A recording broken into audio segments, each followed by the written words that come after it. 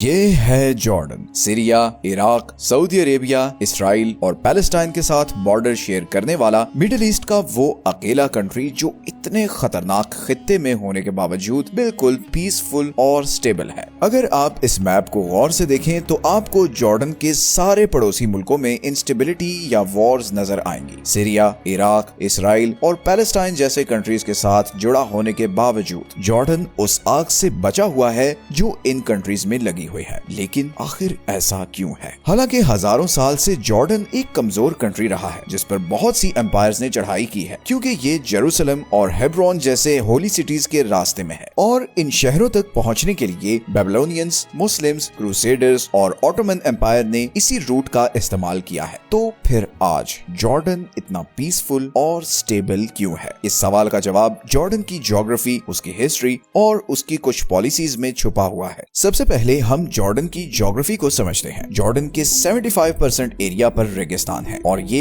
Middle east के खुश्क तरीन कंट्रीज में से एक है, जहां पर पूरे साल में 245 mm से भी कम बारिश होती है। जॉर्डन की सिर्फ 12% जमीन एग्रीकल्चर के काबिल है और इसीलिए उसका 70% फूड बाहर से इंपोर्ट होता है। जॉर्डन की 90% आबादी भी इस 12% जमीन में रहती है और बाकी सारा एरिया तकरीबन खाली ही है। जॉर्डन नेचुरल रिसोर्सेज के मामले में भी इतना खुशकिस्मत नहीं है। जहां पूरा मिडिल ईस्ट ऑयल और गैस रिजर्व से माला माल है, वहीं जॉर्डन में सिर्फ एक गैस फील्ड है जिससे जॉर्डन का सिर्फ एक ही पावर प्लांट चलता है। जॉर्डन की बाकी सारी एनर्जी सप्लाई बाहर से इंपोर्ट होती है। तो जियोग्राफिकली और रिसोर्स वाइज जॉर्डन शायद मिडिल ईस्ट का सबसे बदकिस्मत कंट्री है, मगर ये डिसएडवांटेज ही जॉर्डन को समवट सेफ भी बनाता है, क्योंकि जिस जगह कोई रिसोर्स ही नहीं तो वहां ग्लोबल सुपर पावर्स डायरेक्टली या इनडायरेक्टली क्यों इन्वॉल्व हों, जैसे सीरिया या इराक में हो रहा है। इसी तरह अगर हम जॉर्डन की हिस्ट्री देखें तो वो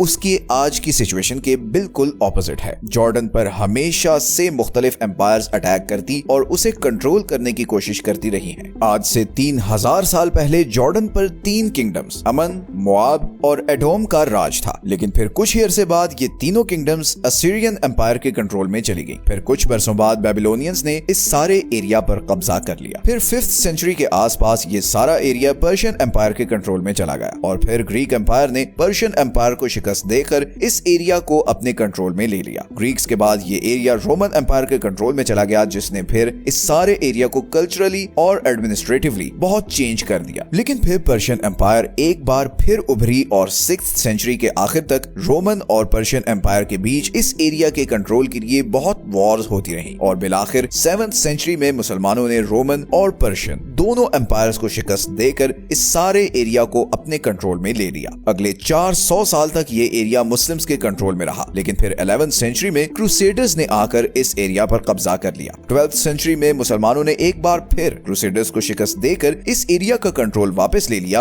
और 15th सेंचुरी तक ये एरिया इजिप्शियन ममलूक्स के कंट्रोल में रहा और फिर फाइनली 16th सेंचुरी में ये एरिया ऑटोमन एम्पायर के कंट्रोल में चला गया और 20th सेंचुरी तक ये सारा एरिया ऑटोमन एम्पायर के कंट्रोल में ही रहा। लेकिन ऑटोमन एम्पायर के दौर में एक प्रॉब्लम ये हुई कि ऑटोमन एम्पायर का इस एरिया पर कोई खास फोकस नहीं था, क्योंकि सिवाय इस चीज के कि यहाँ से जेरूसलम तक जाने का नेचुरल रूट था, उनके लिए ये एरिया तकरीबन यूजलेस था, बिकॉज ना तो यहाँ कोई एग्रीकल्चर था ना कोई बड़ा समुंदर लगता था। तो ऑटोमन एम्पायर ने यहाँ पर कोई खास डेवलपमेंट नहीं की, जिसकी वजह से लोकल्स में बहुत गुस्सा था और इसीलिए उन्होंने सन 1900, सन 1905 और 1910 में ऑटोमन एम्पायर के खिलाफ बगावत करने की कोशिश भी की, जिसे ऑटोमन्स ने बुरी तरह कुचल दिया। मगर लोकल जॉर्डेनियंस ने इस घाव को हमेशा याद रखा और वर्ल्ड वॉर 1 में उन्होंने ऑटोमन एम्पायर के खिलाफ ब्रिटिश एम्पायर का साथ दिया और जब वर्ल्ड वॉर 1 खत्म हुई तो जॉर्डन ब्रिटिश एम्पायर की ही कॉलोनी बन गया और 1946 तक ब्रिटिश कंट्रोल में ही रहा। 1946 में जॉर्डन ब्रिटिश कंट्रोल से आजाद हुआ और वर्ल्ड मैप पर एक इंडिपेंडेंट कंट्री के तौर पर सामने आया। अब जॉर्डन का नाम था हैशमाइट किंगडम ऑफ जॉर्डन और इसके बादशाह थे किंग अब्दुल्ला हुसैन। मगर आजादी के बाद जॉर्डन एक कॉम्प्लेक्स सिचुएशन में था। उसके बिल्कुल साथ एक नई आबाद होने वाली स्टेट ऑफ इसराइल थी, जिसके खिलाफ सारा अरब था। आजादी के 2 साल बाद ही 1948 में जॉर्डन 7 अरब कंट्रीज के साथ मिलकर इसराइल के खिलाफ वॉर में चला गया। इस वॉर को फर्स्ट अरब इसराइल वॉर भी कहते हैं। इस वॉर में जॉर्डन ने वेस्ट बैंक और ईस्टर्न जेरूसलम तक कब्जा कर लिया। हजारों फलस्तीनियों ने किंग अब्दुल्लाह को अपना बादशाह मान लिया। लिया और 1967 तक वेस्ट बैंक और ईस्ट जेरूसलम जॉर्डन का ही हिस्सा रहे। फिर 1967 में 6 डे वॉर में इसराइल ने अटैक करके West Bank, Golan Heights, Sinai और गजा पर कब्जा कर लिया। फिर 1970 और 1973 में भी जॉर्डन और इसराइल के बीच लड़ाई हुई, जिसमें जॉर्डन को बहुत भारी नुकसान उठाना पड़ा। इसी दौरान हजारों की तादाद में फलस्तीनी रेफ्यूजीज जॉर्डन में आकर आबाद होने लगे और जॉर्डन ने भी सब रेफ्यूजीज के लिए अपने बॉर्डर्स खोल दिए। इन सब का जॉर्डन की इकोनॉमी और पॉलिटिकल सिस्टम पर बहुत बुरा असर भी पड़ा और 1999 तक जॉर्डन में बहुत ज्यादा पॉलिटिकल और इकोनॉमिक इंस्टेबिलिटी रही। और अब यहाँ ये सवाल आता है कि फिर 1999 के बाद ऐसा क्या हुआ कि आज जॉर्डन इतना स्टेबल कंट्री बन चुका है। असल में 1999 में जॉर्डन के उस वक्त के किंग बहुत बीमार थे और उन्होंने किंग अब्दुल्लाह II को अपना जानिशीन बनाया। किंग अब्दुल्लाह II ने आते ही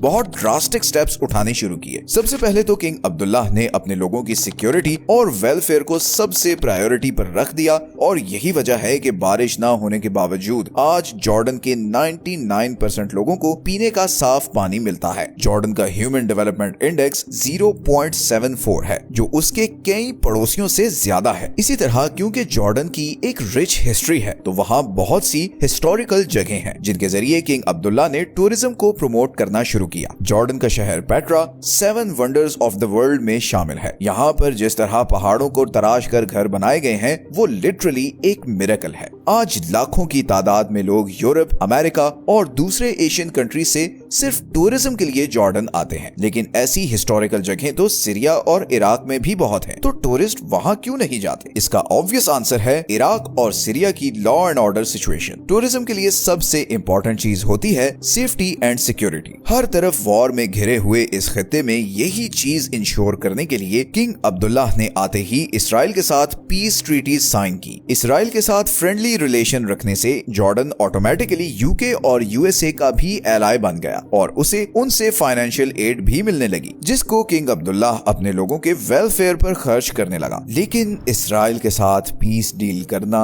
एक दो धारी तलवार थी, क्योंकि सारा अरब इसराइल के खिलाफ था। तो ऐसे में अरब कंट्रीज ने जॉर्डन के खिलाफ कोई एक्शन क्यों नहीं लिया? इसकी एक बहुत बड़ी वजह यह है कि जॉर्डन पूरे अरब बल्कि पूरी दुनिया में सबसे ज्यादा रेफ्यूजीज लेने वाला मुल्क है। जॉर्डन में 30 लाख पैलेस्टीनियंस, 11 लाख के करीब सीरियंस और हजारों इराकी, चेचन और आर्मेनियंस आबाद हैं। इतने रेफ्यूजीज अपने मुल्क में रखने की वजह से सब कंट्रीज जॉर्डन की रिस्पेक्ट करते हैं, बिकॉज अगर जॉर्डन इन रेफ्यूजीज को ना लेता तो फिर ये सऊदी अरब और दूसरे गल्फ कंट्रीज के लिए मसला खड़ा करते। इसलिए अरब कंट्रीज इसके बावजूद कि जॉर्डन ने इसराइल के साथ पीस डील कर रखी है, वो खुश हैं कि जॉर्डन ने इन लाखों लोगों को अपने मुल्क में पनाह दी हुई है। और सिर्फ यही नहीं बल्कि उनके साथ बहुत अच्छा सलूक भी किया जाता है। और यही वजह है कि 2011 में अरब स्प्रिंग के बहुत ही कम असरात जॉर्डन तक पहुंचे, बिकॉज जॉर्डेनियन किंग ने फौरन प्रोटेस्टर्स की डिमांड को पूरा किया और किसी भी किस्म की फोर्स इस्तेमाल करने के बजाय बड़े ही आराम से उनके साथ डील किया। तो इस न्यूट्रलिटी और हॉस्पिटैलिटी की वजह से जॉर्डन के सभी पड़ोसी उसकी रिस्पेक्ट करते हैं, क्योंकि उन्हें पता है कि जॉर्डन ने उनका बहुत बड़ा बोझ उठाया हुआ है। लेकिन जॉर्डन की ये स्टेबिलिटी और न्यूट्रलिटी शायद बहुत जल्द खत्म होने वाली है। पिछले 1 साल से जॉर्डन बहुत प्रो इसराइल नैरेटिव लेकर चल रहा है। इसराइल गजा वॉर के 1 साल गुजरने के बावजूद अभी तक जॉर्डन ने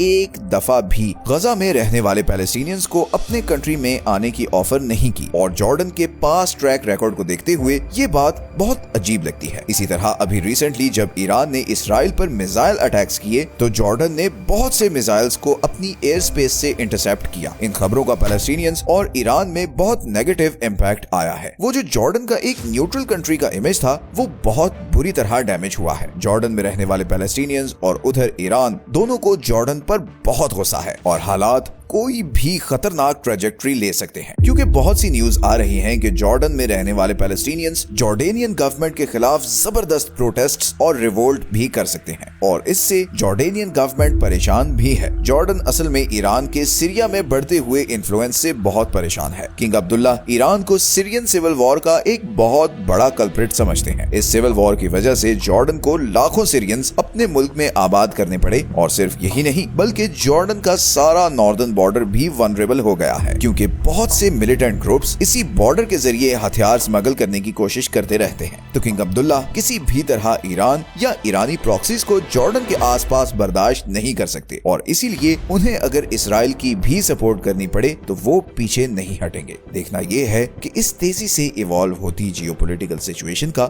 जॉर्डन पर क्या इम्पैक्ट पड़ने वाला है, क्योंकि लग ऐसे रहा है कि मिडिल ईस्ट का सबसे स्टेबल कंट्री अब फाइनली किसी कॉन्फ्लिक्ट की तरफ बढ़ रहा है। मिलते हैं नेक्स्ट वीडियो में एक और इंटरेस्टिंग टॉपिक के साथ। अपना ख्याल रखें। अल्लाह हाफिज।